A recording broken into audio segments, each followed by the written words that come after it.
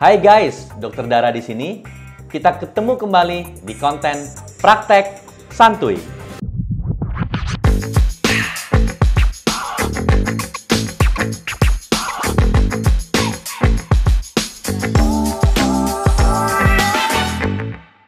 Bulan Maret diperingati sebagai Trisomy Awareness Month. Mungkin banyak yang tidak familiar dengan istilah trisomi. Nah, ini adalah salah satu kelainan kromosom. Kadang-kadang orang awam sebutnya tuh kelainan bawaan. Pernah dengar Down syndrome? Nah, itu adalah salah satu kelainan kromosom. Disebut sebagai trisomi 21. Dalam rangka Trisomy Awareness Month 2022, saya mau sharing sedikit tentang cara mendeteksi kelainan kromosom dalam kehamilan. Salah satunya dengan pemeriksaan NIPT atau Non-Invasive Prenatal Test. Beberapa waktu yang lalu, saya sudah membuka pertanyaan di story Instagram saya tentang pemeriksaan kromosom atau NIPT ini. Nah, sekarang kita lanjut ke pertanyaannya ya. Pertanyaan pertama dari Fatwatul_Hasanah. Pemeriksaan kromosom itu apa ya, Dok? Nah, ini bagus nih, ini buat pembukaan ya. Jadi gini, untuk menjawab pemeriksaan kromosom itu apa, saya harus jelaskan sedikit apa itu kromosom. Nah, kromosom ini adalah struktur yang mengandung unsur-unsur genetik manusia. Kromosom ini diwariskan oleh sperma dan sel telur orang tua kepada janin mereka. Nah, jadi tiap manusia tuh normalnya punya kromosom 46 kromosom. Tapi ada kalanya terjadi situasi yang abnormal ketika janin menerima kromosom dalam jumlah yang lebih banyak atau bahkan lebih sedikit. Misalnya, pada anak dengan Down syndrome yang memiliki 47 kromosom. Nah guys, ketika sudah mengetahui apa itu kromosom, jadi pemeriksaan kromosom adalah pemeriksaan atau screening untuk mengetahui janin di dalam kandungan mengalami kelainan jumlah kromosom atau tidak. Oh iya guys, sebelum kita lanjut ke pertanyaan berikutnya, tolong di-subscribe dong dan kemudian nyalakan loncengnya. Jadi kalau ada video baru dari saya, kalian bisa langsung tahu. Oke? Pertanyaan berikutnya dari Mukhlis Ahayu. Apakah yang menjadi concern untuk dilakukan NIPT? Concern itu maksudnya kenapa harus dilakukan NIPT ya? Apa yang menyebabkan harus diperiksa NIPT? Jadi gini, ini merupakan bagian pemeriksaan kehamilan di trimester 1. Terutama untuk bumil yang memiliki resiko tinggi.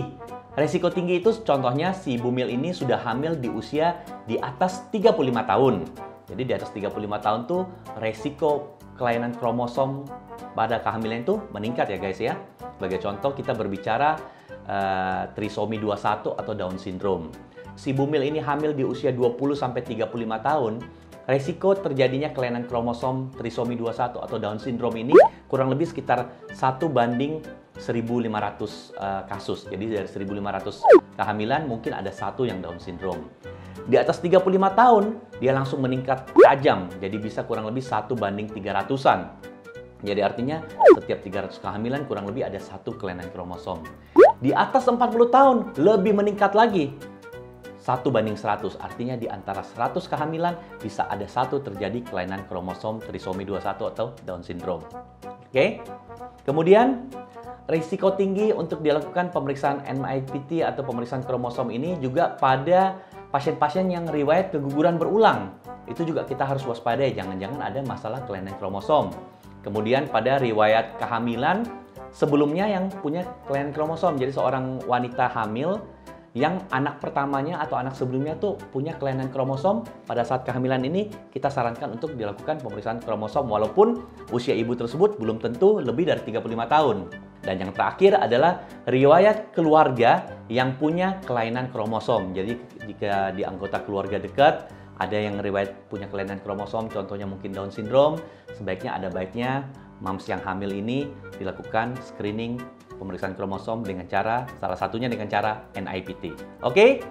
Oke, kita masuk ke pertanyaan berikutnya dari Zul_Fah86. Dok, istri saya sedang hamil. Apa ada efeknya bila tidak periksa NIPT? Jadi gini ya, pemeriksaan NIPT ini tidak ada efek apa-apa jika tidak dikerjakan. Jadi pemeriksaan NIPT ini kan pemeriksaan untuk screening apakah ada kecurigaan kehamilan tersebut terjadi kelainan kromosom pada kehamilan tersebut. Nah, cuman kalau nggak dikerjain ya nggak ada apa-apa. Cuman memang ketika amit-amit nih ya, terjadi kelainan kromosom pada kehamilan tersebut, orang tuanya tersebut itu dia nggak tahu. Dia taunya pada saat lahir gitu loh. Dan sepertinya memang kalau lihat dari pengalaman kita ya cukup mengagetkan ya. Mengagetkan buat semuanya, buat dokternya, buat pasiennya ya cukup mengagetkan. Sehingga tidak ada istilahnya kayak persiapan mental. Karena contohnya begini, ketika seorang wanita hamil, dan ini contoh aja ya, amit-amit terjadi kelainan kromosom trisomi 21 atau Down syndrome. Memang tentunya dia akan kaget, dia mungkin agak sedikit sedih, tetapi kita bisa mengarahkan dia untuk bertemu kelompok-kelompok komunitas. Kayak contohnya ada yang namanya POTATS ya, perkumpulan orang tua dengan anak Down syndrome. Karena mereka itu bisa saling support gitu loh. Karena anak-anak dengan Down syndrome ini mempunyai kiat-kiat dalam perawatannya. Jadi itulah salah satu pentingnya melakukan pemeriksaan NIPT pada kehamilan, terutama yang sekali lagi yang resiko tinggi. Supaya kalau ya kita tidak minta-minta tapi itu terjadi, setidaknya orang tuanya sudah bisa siap secara mental terutama. Jelas? Oke, pertanyaan berikutnya dari @irvenilia. Dok, saya sudah trimester 2, apakah masih bisa melakukan pemeriksaan NIPT? Nah, jadi gini, NIPT ini bisa dilakukan secepat-cepatnya sejak kehamilan 10 minggu. 10 minggu itu 2,5 bulan, hingga kurang lebih 24 minggu. Jadi di trimester 2 itu masih mungkin banget dilakukan ya. Nah, sebenarnya sih 10-24 minggu ini kurang lebih waktu yang dianjurkan pada laboratorium yang melakukan pemeriksaan NIPT ini. Tapi bisa saja dilakukan di kehamilan yang lebih tua, umumnya di 8 bulan, 32 minggu, mau diperiksa bisa. Cuman teknisnya gini guys, umpamanya ya, ketika suatu kehamilan kita periksa pada saat kehamilan 12 minggu lah, kurang lebih 10 atau 12 minggu, dicurigai ada kelainan kromosom dari pemeriksaan NIPT-nya. Biasanya kan untuk memastikan itu kita melanjutkan ke pemeriksaan yang namanya amniosintesis.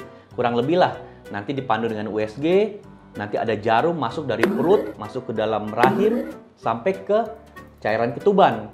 Nah, kemudian cairan ketuban itu diambil sedikit, kemudian itu diperiksain. Apakah betul kelainan kromosom? Itu sudah yang cara paling akuratnya lah. Nah, sedangkan kalau kehamilan sudah semakin besar, biasanya kadang-kadang lebih beresiko ya. Beresiko kenapa? Karena janin udah mulai gerak-gerak. Jadi resiko ketika kita masukin jarum, amit-amit nanti kena si janin di dalam rahim. Makanya biasanya dianjurkan di kehamilan-kehamilan awal, kehamilan muda lah. Kurang lebih di kehamilan 10 minggu sampai kurang lebih sekitar 12 minggu ya. Jadi kurang lebih sekitar 3 bulan pertama. Oke? Oke, pertanyaan berikutnya dari Fitri Wahyuni 38. Dok, kapan waktu yang tepat untuk pemeriksaan NIPT agar hasilnya lebih akurat? Nah, jadi gini ya. Sejak kehamilan 2,5 bulan atau 10 minggu, dilakukan pemeriksaan NIPT itu sudah akurat sekali guys. Nah, bonusnya nih kalau kita ngelakuin pemeriksaan sejak 10 minggu atau baru 2,5 bulan, kita dalam 1-2 minggu hasilnya keluar, kita udah bisa tahu nih jenis kelamin janin kita. Jadi kromosom seksnya kan ketahuan tuh kalau kita lakukan pemeriksaan kromosom ya. Saya juga lupa jelasin ya.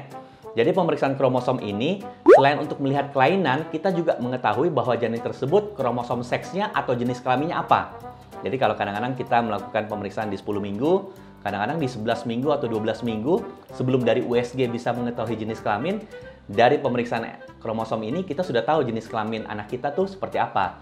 Tapi ingat, pemeriksaan jenis kelamin itu bukan alasan utama dilakukan pemeriksaan kromosom atau pemeriksaan NIPT. Kecuali guys, ketika kalian hamil kembar. Kalau hamil kembar itu sebaiknya dilakukan setelah kehamilan 12 minggu. Kalau kehamilan tunggal atau satu janin di dalam kandungan kan bisa sejak kehamilan 10 minggu. Kalau kembar itu harus sedikit lebih besar atau setidaknya setelah 12 minggu usia kehamilannya. Jelas ya? Oke guys, kita masuk ke pertanyaan terakhir dari Organerizal. Dok, kalau sudah USG, perlu nggak sih periksa NIPT? Nah, ini pertanyaan pamungkas nih, karena sering banget ditanyakan juga dalam praktek kita sehari-hari. Jadi USG dan NIPT ini sebenarnya pemeriksaan yang saling melengkapi. Nah, pemeriksaan kelainan kromosom itu memang ada beberapa yang bisa dilihat dengan USG, seperti contohnya Down syndrome atau trisomi 21.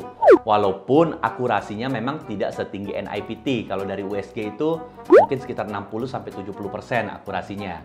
Nah, kalau NIPT bisa lebih tinggi daripada itu. Dan juga beberapa kelainan kromosom lainnya itu memang lebih sulit diketahui jika hanya mengandalkan USG. Makanya lebih ideal dengan kita tambahkan pemeriksaan NIPT. Terutama nih buat sekali lagi bumil yang resiko tinggi seperti yang hamil di atas 35 tahun, riwayat kehamilan sebelumnya punya kelainan kromosom atau keguguran berulang. Seperti itu sebaiknya kita mengcombine pemeriksaan USG dan pemeriksaan NIPT. Oke guys, itu tadi pertanyaan-pertanyaan yang masuk. Mudah-mudahan bisa menjawab dasar-dasar pengetahuan tentang pemeriksaan kromosom, terutama dengan teknik NIPT atau Non-Invasive Prenatal Test. Karena dalam praktek saya sehari-hari pun di Jakarta ini masih banyak yang belum tahu bahwa ada pemeriksaan semacam itu. Jika kalian hamil dan mungkin kalian ini masuk dalam kategori kehamilan risiko tinggi, seperti yang sudah saya sebutkan tadi, nah, kalian bisa diskusikan dengan dokter kandungan kalian apakah saya perlu dilakukan pemeriksaan NIPT atau tidak. Karena dokter kandunganlah yang paling tahu pada pasiennya apakah dia harus dilakukan NIPT atau cukup dengan pemeriksaan USG saja. Oke? Semoga kalian suka dengan video ini dan semoga membantu menambah wawasan kalian terutama yang lagi hamil. Tolong di-like dan share ke teman-teman yang lainnya. Dan jangan lupa, jika ada pertanyaan, tulis di kolom komentar. Bye! Dan jangan lupa, tulis di kolom komentar. Udah ending lagi. Dan jangan lupa, tulis komentar di kolom komentar.